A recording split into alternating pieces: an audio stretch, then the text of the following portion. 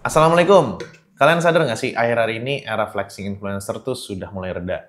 Banyak influencer-influencer yang sudah menjadi lebih sederhana yang ditampilkan di sosial medianya. Sebenarnya gue udah menunggu saat yang tepat untuk mengenalkan sama kalian tentang hidup dengan style utilitarian. Apa itu utilitarian? Itu adalah style hidup yang bikin kalian hidupnya stabil, nyaman, aman, sampai dengan waktu yang panjang. Kita akan bahas di video ini. Wake the fuck up. Oke guys, kalian sadar nggak sih akhir-akhir ini tuh influencer-influencer yang flexing gila-gilaan itu tuh sudah mulai mereda. Gue nggak akan bahas tentang kenapa mereka mereda, alasan apa di baliknya, dan sebenarnya flexing di sosial media itu adalah sebuah strategi ya. Dan gue pun pernah flexing, tapi flexing gue nggak ke barang mewah, lebih ke kayak liburan dan lain-lainnya. Itu adalah strategi marketing. Tapi buat gue, dari yang ngalamin waktu zaman COVID, kalau kalian ingat, itu banyak banget orang-orang yang flexing punya mobil mewah, jam tangan mewah. Ada yang bilang Sultan Jawa, Sultan Surabaya, Sultan Tenggarong, Sultan Tangerang Selatan, Sultan Jelupang, Sultan Lengkong Gudang Timur, macam-macam. Sekarang kemana? Udah nggak ada kan? Nah, dari dulu, gue tuh pengen ngebahas tentang hidup utilitarian ini. Bukan hidup hemat, bukan hidup menyiksa diri. Tapi ini adalah mindset yang gue pakai sampai sekarang sehingga hidup gue cenderung stabil tapi naik pelan-pelan. Sekarang kita mulai dulu apa itu hidup utilitarian. Jadi utilitarian itu sebenarnya adalah hidup yang berdasarkan dari kata utility atau kegunaan. Lawan dari utilitarian adalah hedonism, yaitu hidup yang hedon. Orang di luar sana kan banyak ngajarin kalian tentang frugal living, hidup hemat, dan lain-lain. Gue cenderung setelah gue udah seumur sekarang gitu ya, kayaknya nggak perlu banget untuk frugal living yang sampai menyiksa diri. Dan gue tahu bahwa hidup frugal living itu sebenarnya bukan nyiksa diri, tapi banyak orang yang menyalah kaprakan. Bukannya hidup frugal, tapi malah lebih ke menyiksa diri. Masalahnya kalau lu hidup menyiksa diri, itu lu someday akan ada di mana lu pecah semuanya, lu ngerasa menderita, dan akhirnya duit lu banyak hilang ke hal-hal nggak berguna. Nah, makanya hidup utilitarian ini bisa jadi solusi lo. Untuk hidup utilitarian, kalian itu harus berfokus sama fungsi terhadap uang yang kalian gunakan untuk apa. Jadi misalnya, kalau lo mau beli sesuatu, kalian harus selalu berpikir utility-nya apa buat gua. Tujuannya adalah lo mengeluarkan cost atau biaya sesedikit-sedikitnya, tapi lo mendapatkan fungsi sebanyak-banyaknya untuk diri lo atau untuk orang lain. Di hidup utilitarian ini, bukannya tidak boleh untuk lo beli sports car, untuk lo beli jam mahal, jam mewah, rumah mewah, dan lain-lainnya. Tapi, pertanyaannya adalah, seberapa besar utility-nya barang tersebut untuk lo? Nah, untuk lo bisa berpikir seperti itu, lo harus bedain dulu yang namanya need versus wants. Kebutuhan versus keinginan. Gue jelasin kebutuhan versus keinginan, itu bukan berdasarkan dari orang-orang yang ngomong sama lo, tapi ini berdasarkan dari teori manajemen dari Philip Kotler, kalau nggak salah waktu gue S2 atau S1, gue lupa. Jadi, kebutuhan itu adalah sesuatu yang harus lo dapatkan atau lo konsumsi untuk lo bertahan hidup atau kelangsungan hidup lo. Sementara keinginan atau wants adalah cara lo untuk mewujudkan kebutuhan tersebut. Sebagai contoh, lo butuh transportasi. Kan artinya lo butuh dari rumah ke kantor. Itu adalah needs lo. Wants lo adalah cara lo mewujudkan kebutuhan tersebut. Lo bisa naik KRL, lo bisa cicil mobil, lo bisa naik taksi, lo bisa naik bis atau naik busway. Nah, utilitarian itu tidak menekan needs, tidak. Tapi kita lebih pintar memilih wants-nya ini, kebutuhannya ini. Nah, mewujudkan kebutuhannya ini, kita harus lihat dari unsur kitanya sendiri dulu. Kita itu punya selera apa? Contoh, ada orang yang kayak gue lebih suka kenyamanan. Gue suka banget pakai transportasi yang nyaman. That's why gue kalau misalnya pergi kemana-mana, itu cenderung pakai mobil. Dan gue pribadi tidak suka yang namanya nyetir. Gue nggak pernah enjoy untuk menyetir. Menurut gue, nyetir adalah pekerjaan yang paling tidak masuk akal karena dia buang-buang waktu, lu harus concern di jalan. Gue tidak menikmati itu. Itu personal preference gue. Gue udah pernah coba pakai mobil biasa dan pernah pakai Mercy ya. Sports car gue belum pernah coba ya. Gue pernah bawa nggak ya? Gue lupa pernah bawa apa enggak.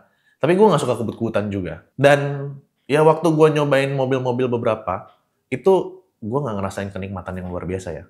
Gue lebih enjoy naik taksi atau naik online, taksi online, duduk di belakang, nggak mau tahu kondisi jalan gimana, sambil main HP, sambil kerjaan, tiba-tiba sampai. That's why cara gue memenuhi kebutuhan gue untuk berpindah dari titik A sampai titik B adalah menggunakan taksi. Mungkin lu bertanya, Bang, kenapa lu nggak beli Alphard aja, terus abis itu hire supir? Nah, ini lagi utilitarian. Kalau misalnya ditanya, apakah sanggup, gue misalnya beli Denza, terus abis itu gaji supir, setiap hari itu bisa. Tapi permasalahannya adalah gini, gue nggak ngeliat ada utility yang super maksimal untuk diri gue.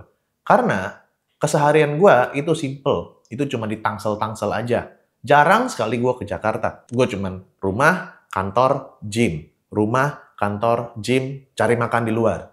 Sesimpel itu. Dan di Tangsel itu lu nggak perlu macet-macetan terlalu parah seperti Jakarta. Kantor gua itu cuma 2 menit dari rumah gua. Bisa naik motor, bisa naik mobil. Jadi menurut gua kalau cuma kayak gitu ngapain gua hire supir? Jarang ke Jakarta juga. Atau ya mungkin gua belum sekaya itu kali di mata kalian. Tapi I don't give a shit bro. Terus kenapa nggak buat istri sama anak lo? Istri gue kebetulan entah kenapa dia suka nyetir. Itu hal yang nggak pernah masuk akal gue. Kenapa lu suka nyetir gitu? Waktu gue bilang, lu mau pakai supir apa enggak? Nggak usah, aku suka nyetir kok.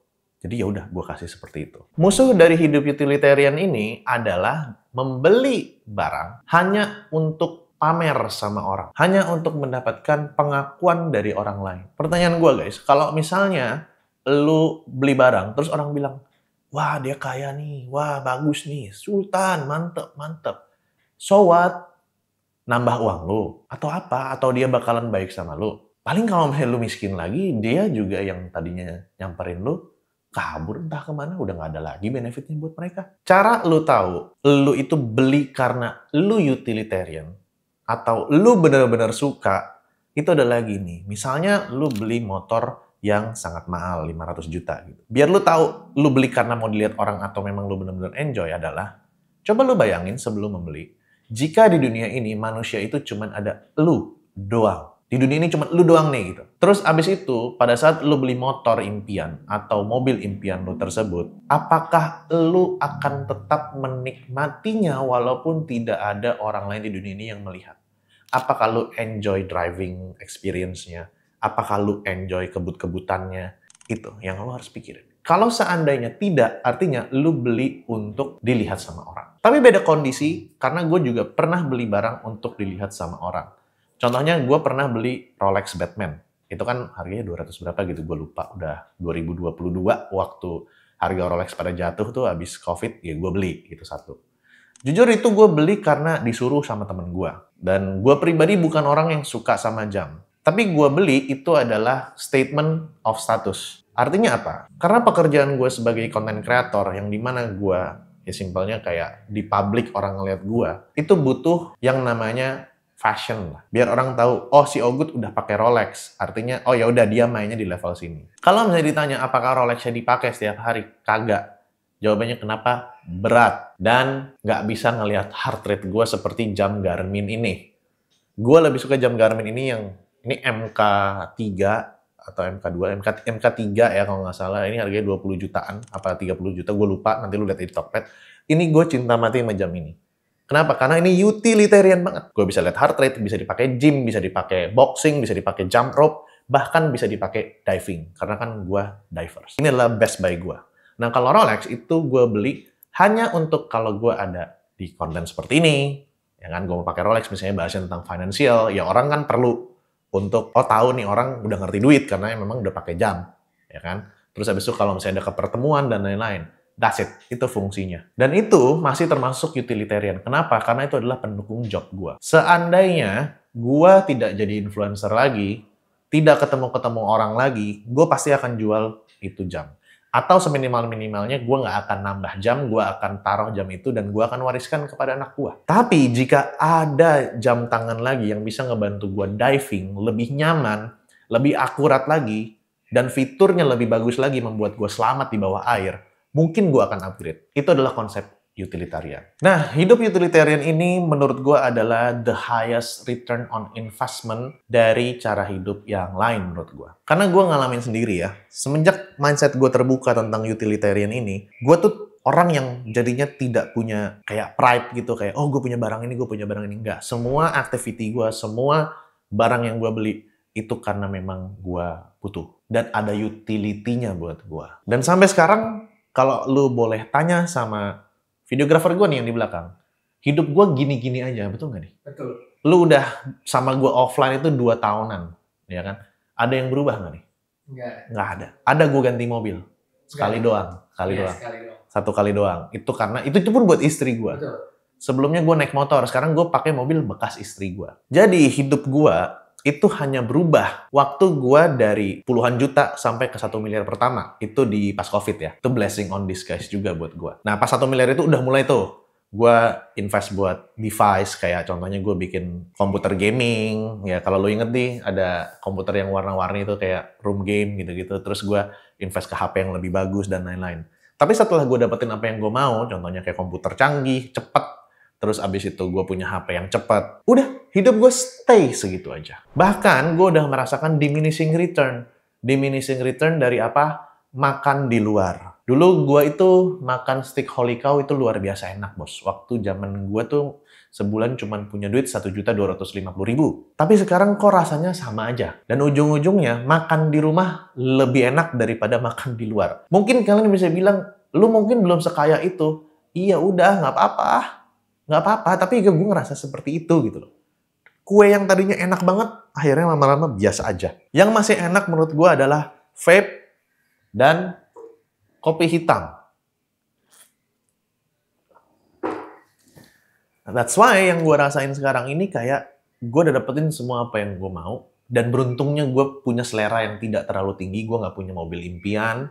Mungkin ada satu Nissan Silvia, cuman nggak urgent-urgent banget. Nggak ada lagi. Dan akhirnya sekarang gue ngerasa, ya hidup gue udah hidup yang gue mau. Dan karena gue utilitarian, sekarang gue lebih fokus gimana caranya ngebantu orang-orang di sekitar gue, karyawan gue, tim gue, keluarga gue, untuk dapetin hidup ideal yang mereka mau. Dan kalau mereka udah dapetin kestabilan tersebut, saatnya gue kontribusi untuk bantuin saudara-saudara gue satu tanah air buat dapetin hidup ideal yang mereka mau.